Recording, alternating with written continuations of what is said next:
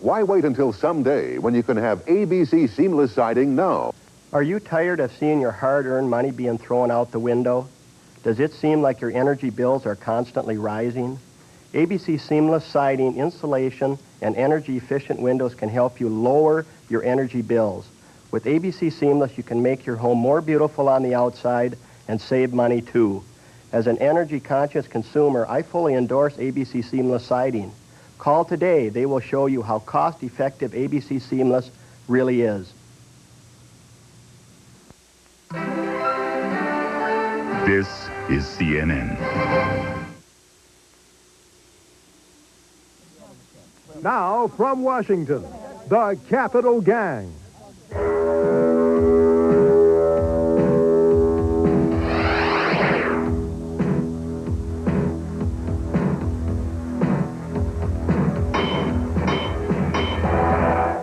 Welcome to Capitol Gang. I'm Al Hunt with Mark Shields, Jack Germond of the Baltimore Evening Sun, sitting in for Margaret Warner. And in the Super Bowl city of Minneapolis, our own gridiron star, Robert Swivel Hips Novak. This week's guest is former White House Chief of Staff, John Sununu. It's good to have you, John. It's good to be here, I think.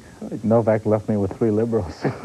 Governor Bill Clinton's front-running campaign for the Democratic presidential nomination hangs in the balance.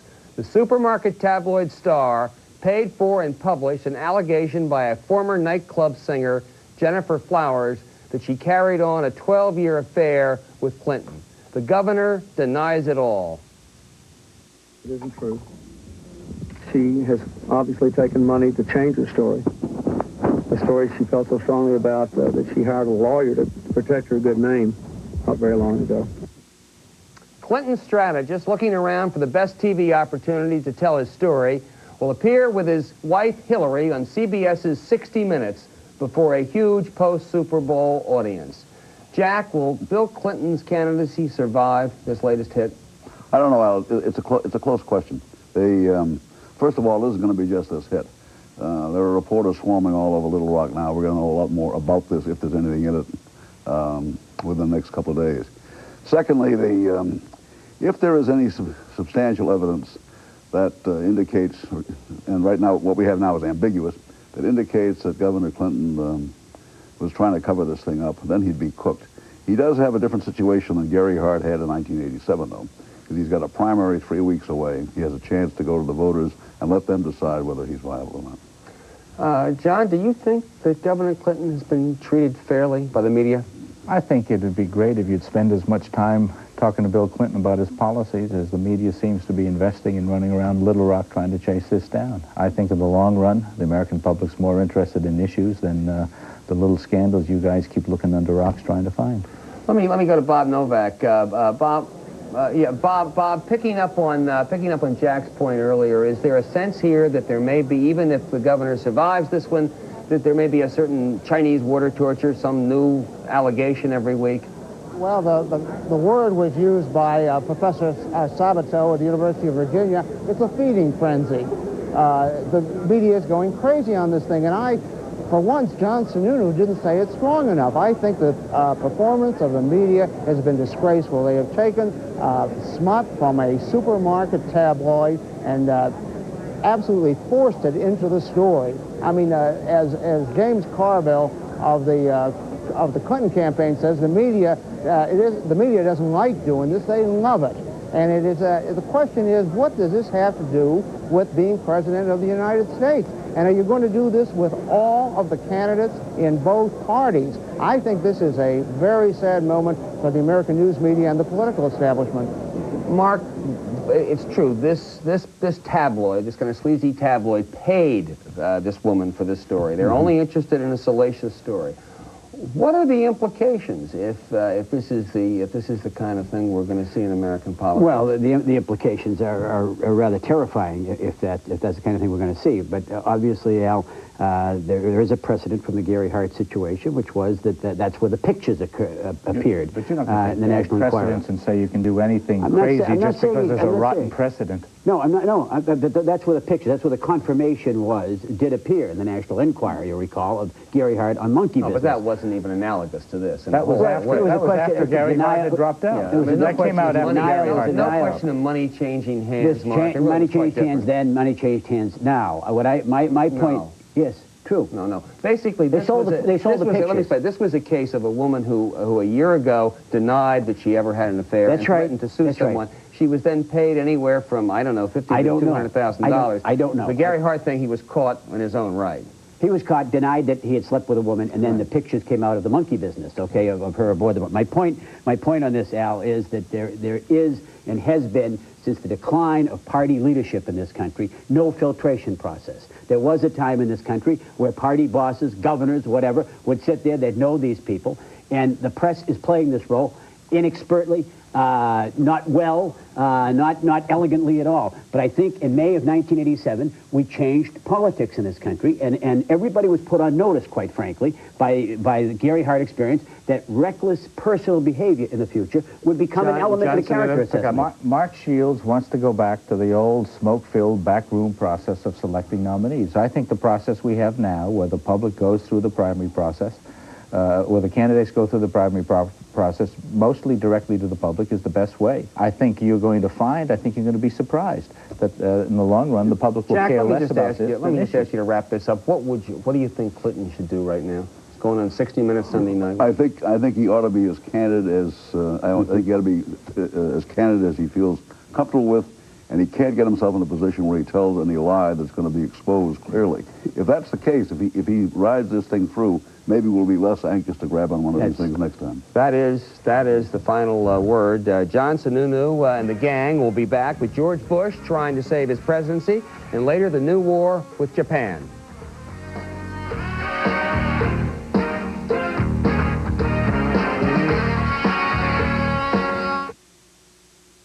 Capital Gang is brought to you by Lexus Luxury Automobiles, the result of a relentless pursuit of perfection. And by GE, from plastics to financial services, we bring good things to life.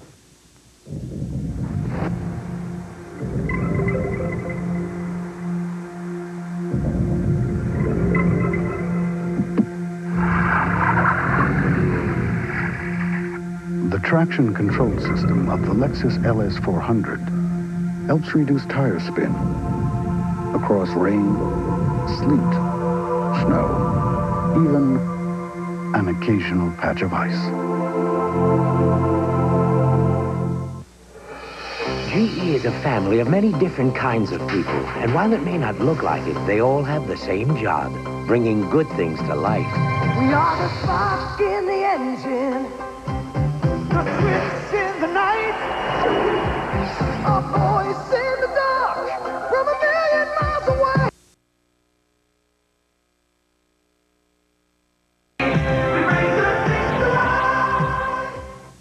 I'm Jesse Jackson. Once great American cities, now choked by crime, poverty, busted budgets. Can our cities be saved? Join me for both sides tonight, 9 p.m. Eastern, on CNN. Welcome back. President Bush, his popularity dropping and the economy in trouble, goes to the country Tuesday to deliver a State of the Union message that has taken on critical importance. Republican congressional leaders say Mr. Bush has to duplicate his feat in August 1988, when his acceptance speech revitalized his presidential campaign. I think he has to do that again. I mean, I think this speech has to be really dynamite. Well, let me just say but the president's own preview didn't make it sound like dynamite. Equal time. We're going to try to do something that will stimulate the economy and avoid these things that may have strong primary political appeal, but would hurt the economy in the long run by shooting interest rates up. Mark, what are the stakes for George Bush on Tuesday night? Well, Al, first of all, the union, as everybody except Vice President Quayle seems to understand, is beset with big, big problems and big pain. This is not the time for modest proposals or timid suggestions. And ever since Congress adjourned more than 60 days ago, George Bush has been raising the expectations and raising the ante. Stay tuned, stay tuned, stay tuned. It's an enormous pressure he's put upon himself politically. Hey, I don't know how you could possibly expect, anyone can possibly expect one speech to do all the things that have been advertised for this speech. The fact is the president needs to convey some sense of urgency, and he should have been doing that before this, trying to do all that in one speech, plus showing people a way to protect their jobs and so forth. I think that's impossible. Let me go to Bob Novak in Minneapolis. Bob, there's been a lot of conservative unease before this. Several conservatives went to the White House this week and said if it's not bolder, they may have their own plan. How seriously should we take that? I take it very seriously because what this situation is, there is a real split, a bigger split than I have seen before between the president and his Republican conservative supporters on Instead, the president's support has diminished over these 60 days. Expectations have risen, and there's nothing the president can do to satisfy them. What he ought to do is make a clean sweep, get all new people in and new policies, but he's not going to do that. Sununu? I think what you're going to see is the president's going to use the State of the Union address to do two things. One, lay out an agenda, but even more important, tell Congress it's time that they acted. The failure has been a congressional failure for 3 years to act on presidential proposals to stimulate growth and jobs. And he's going to use that speech to focus on it. But you know, the people don't believe that, John. The people in the polls think it's basically been A, the president's fault, and B, they think that a tax bill should do two things, give the middle class a tax cut and increase taxes for upper income people. I think you're going to see a proposal by the president that is politically sound, and I think what he's going to do then is challenge Congress to do something constructively for a change. Jack, how effective do you think a strongly partisan, slashing attack on Congress would be? I think it misses the point. I've spent a lot of time in New Hampshire recently, and people are really afraid. They are past the point where they're very interested in blame placing, and this cracks about silly little liberals and all this kind of stuff. That may play in other times. Right now, no. They're looking for something positive, and I think that's true also from the Democrats. They're looking for something that offers some solution to this thing, not just a lot of blame placing and political garbage. Let me echo what Jack said and just point out that it was John Sununu who said 3 years ago that the Congress ought to go home and do nothing. As I recall, that was your fondest wish. But I just wish for the good old days when George Bush was at 80% and John Sununu was chief of staff. I mean, I don't know what's happened to this country. Bob Novak? I'll tell you what the problem is, that the president has, for 3 years, negotiated with these people, made bad deals on the environment, bad deals on taxes, bad deals on civil rights, and now he's going to the country and saying it's all their fault. John, that's really a hard thing for people to swallow. I think what the president has to say, and I wish he would say it, I don't think he's going to, is I was wrong in dealing with these people. I was wrong in making these compromises. And then you'll get no legislation at all to deal with any incentives for growth and reduction in capital gains tax and incentives for investment across the board. Would you accept Bob's premise? The president was wrong in all those deals he made, John? No, I think the most important thing to focus on is that the one agreement that he couldn't get was an agreement on a growth package. And I think the pressure will be back on Congress to support a growth package. It could include some of the components you talked about and some of the components the president has proposed in the last few weeks. John, let me just ask one. John, you could have had a deal on capital gains the first year if you had pushed it. And how can you imagine how can you imagine these people in an election year are going to give you anything worthwhile? The price for a capital gains tax cut the first year was an increase in tax rate, and the president refused to increase tax rate. Not the first year. John, the American people oppose a cut in the capital gains tax rate. I mean, actually, 48-42 in a poll this week, they oppose a cut in the capital gains tax rate. The important thing is to get legislation that has incentives for investment that create jobs. And there'll be 4 or 5 variations of that theme discussed, and a couple of them proposed by the president. Jack? No, I don't think that's true at all. I mean, I think I understand the reasoning of this. People who are out of work, worried about their jobs, underemployed, gray-haired women working in McDonald's and so forth, do not see a connection between their situation and investment tax credits and capital gains. They need to see something that deals with the immediate situation as well as the long-term situation. And it has to be something pretty specific. But there's no proposal you can make that gives them anything but a few $dozen a week. And that's not what's going to make the difference. It's jobs that's going to make the difference. If you're flipping hamburgers at McDonald's, it makes a difference. Mark, let's wrap this up. Do you think there may be a bidding war like 1981, the Democrats trying to give a bigger tax? Well, it won't be before March 17th, which is the date of the Illinois primary, when Dan Rostenkowski, the chairman of the Ways and Means Committee, is up for re-election. I don't think we'll see any bill before that, Al. And I don't think we'll see much of a bidding war. But I think there's no question the Democrats are going to fight for a middle-class tax break, mindful of a year. And I think George Bush will fear that he's going to be on the defensive and, as the tribune of the deserving rich, be hurt politically. That's the final word on that one, Mark. Next on Capital Gang, Japan versus America, and the Bills versus the Redskins.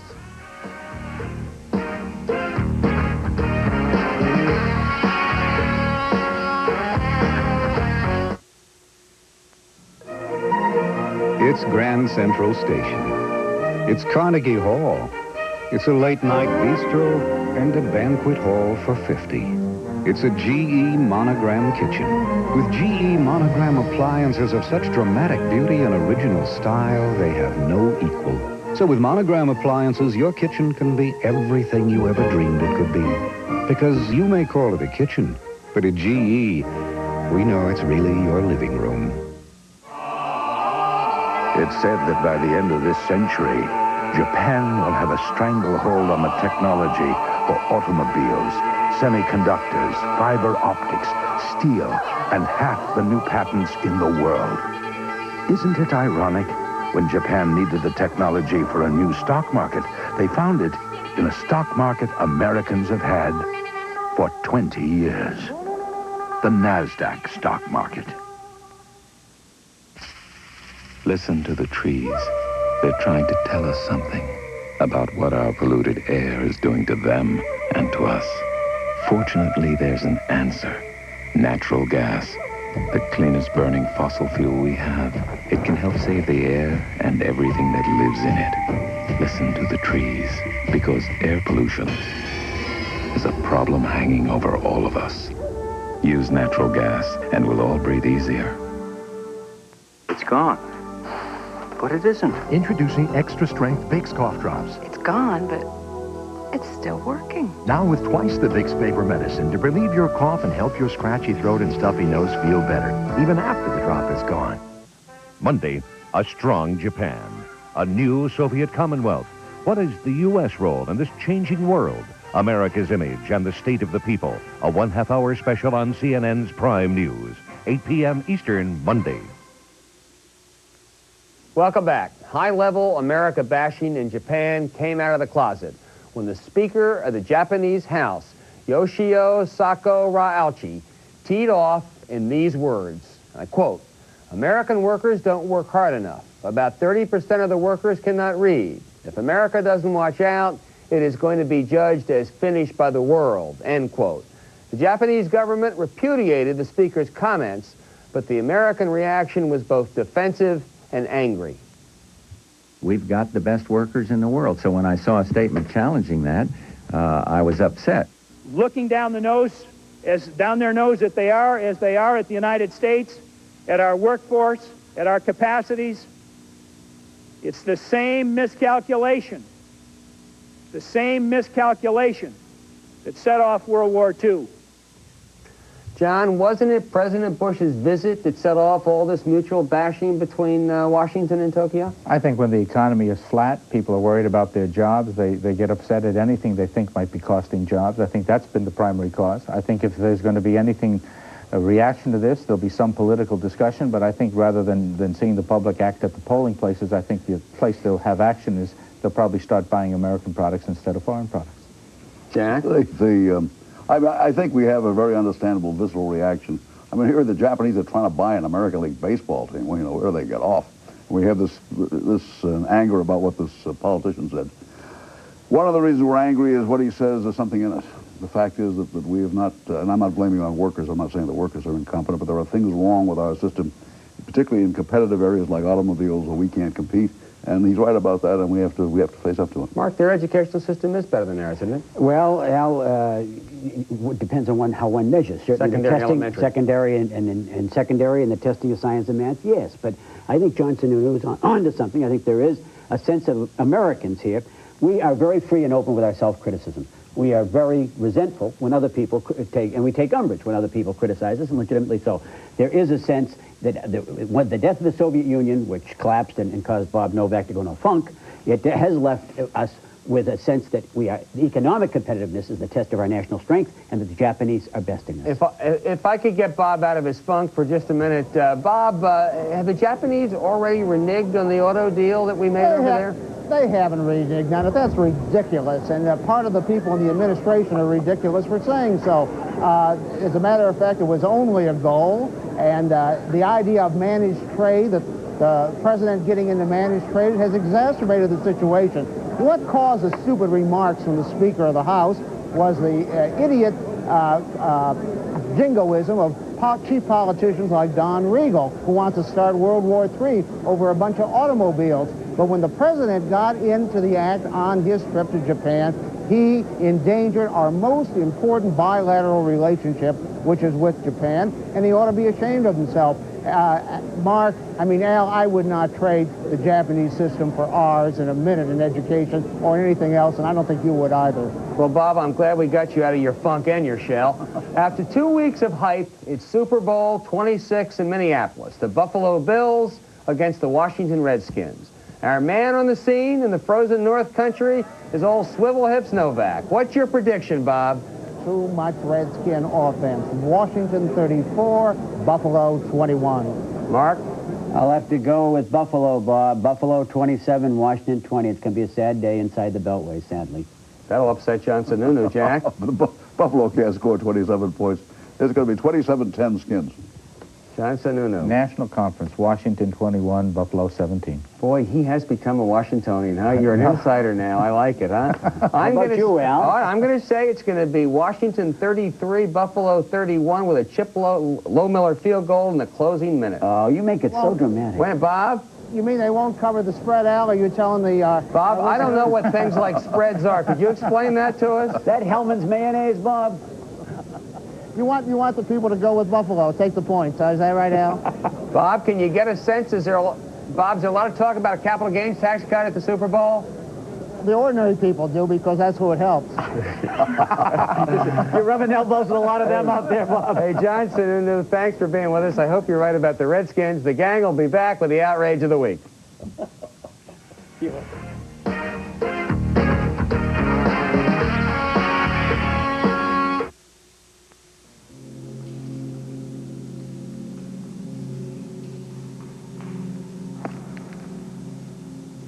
The Lexus LS400 has an extremely effective electronic security system. While it may look rather simple to you, to a car thief, it looks something like this.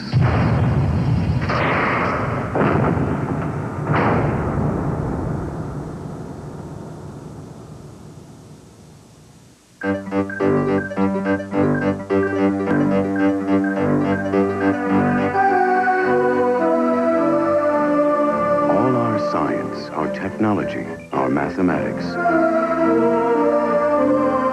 Somehow they add up to moments beyond any calculation.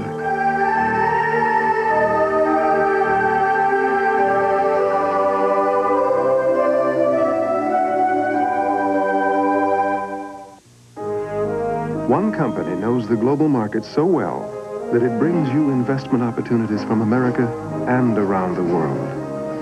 With a family of mutual funds that give you an intelligent, professional approach to investing, combined with the benefits of diversification. The company that has done all this should come as no surprise. Because at Merrill Lynch, we're bullish on your future.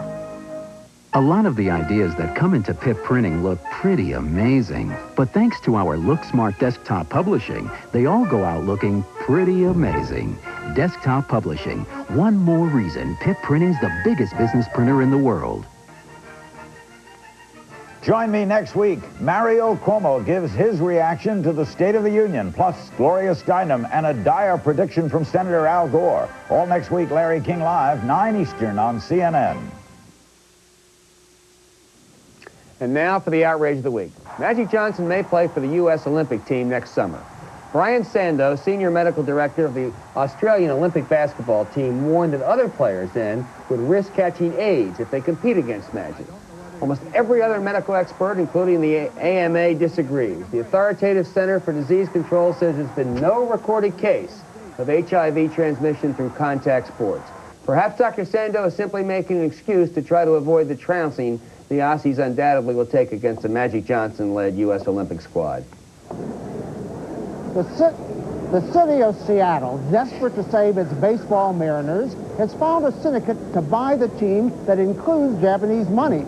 The outrage is that Baseball Commissioner Fay Vincent says no foreigners, that is, unless they are Canadians. That's the same wrong-headed judgment that keeps Pete Rose out of the Hall of Fame. Pete Rose a foreigner? Jack? Well, you remember Mario Cuomo? He started to run for president, decided not to. Well, Cuomo is being asked when he's going to endorse a candidate. He says he'll endorse a candidate, a Democratic candidate, only after they ask questionnaires that he has submitted to them that would affect the state of New York. I mean, of all the chutzpah, all the gall in the world, is Mario Cuomo sending questionnaires to the other candidates. If he had run, would he have accepted a questionnaire from Bill Clinton about what he would do for Arkansas? I doubt it. I doubt it. Mario's never been too self-effacing. Al, Desmond Howard, the exciting University of Michigan wide receiver, won this year's Heisman Trophy as the nation's outstanding college football player. This week, Desmond Howard announced he would forego his remaining year of athletic eligibility to sign with the pros. What makes this story so delightfully different is that Desmond Howard, who earned a 3.4 academic average this past fall semester, will graduate from the University of Michigan this spring and begin work on a PhD in social work. How's that for one smart jock? That's pretty good. You know, I agree with Bob Novak's outrage on this. The baseball commissioner worried that if having Japanese owner might affect the integrity of the game. I mean, Mr. Vincent, you're talking about baseball owners here. That's like saying the Japanese would give the mob a bad name, huh? Novak will always defend the Japanese against the real Americans here. We all had sports items except Jack, and I guess Mario Cuomo is a kind of inside athletics anyway, isn't it? Hey, Bob, have fun and lift a glass for us. This is Al Hunt saying good night for the Capitol Gang.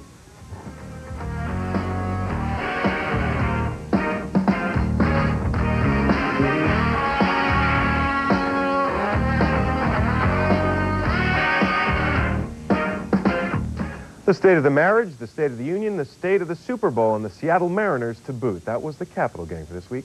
And speaking of the Super Bowl and the Mariners, Sports Saturday is just ahead on CNN Weekend. Vanna Wright's here with a preview. Jonathan, we're going to have a rockin' and rollin' show because we're going to take you and you to Minneapolis on this Super Bowl Eve. We'll also show you lots of quality college hoop action, including a top 10 battle in Lexington, and show you as a big payday for Jack Nicklaus out on the islands of Hawaii. All that and more in a matter of moments. Thanks, Vanna.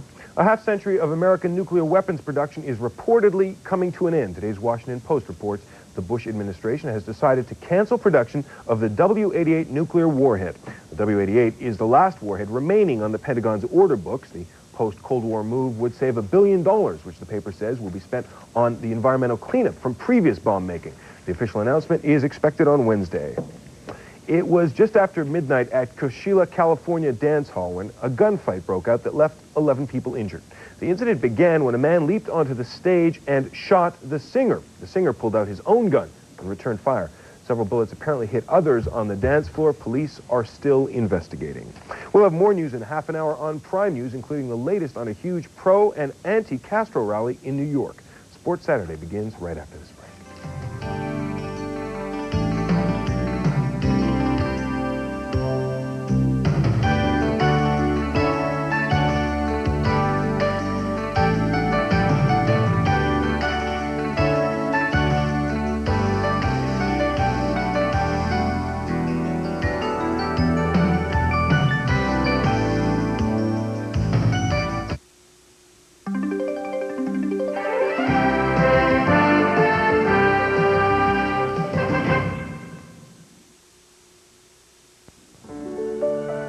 Mercy Hospital is a major cancer center with everything needed to treat cancer. The most advanced technology, the most sophisticated techniques, highly talented cancer specialists, everything you'd expect from a leading cancer center. But Mercy also offers something more. that's hard to put your finger on, but easy to get your arms around.